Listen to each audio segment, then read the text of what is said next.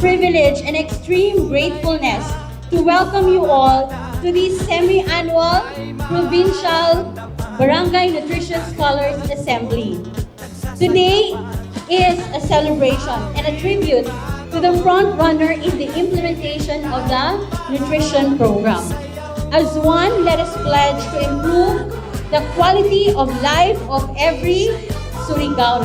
Tatak SDS, Servicio de Calidad para sa Surigao. Sumayaw, sumunod ka sa aking tatak. Panahon magkasama, mag-enjoy ka.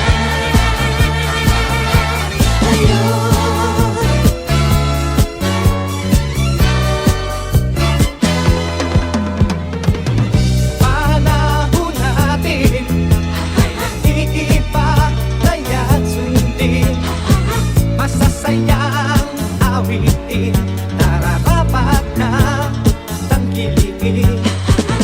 Awiting bato ay naghihintay para Kinahanglan gyud nato ang mga BNS. Dini sa Pilipinas, problema gyud nato ang malnutrition sa atong mga bata. Pero dini sa Surigao del Sur, nagingon si Milon, naming ubos na ang atong malnutrition rate. So congratulations sa inyo.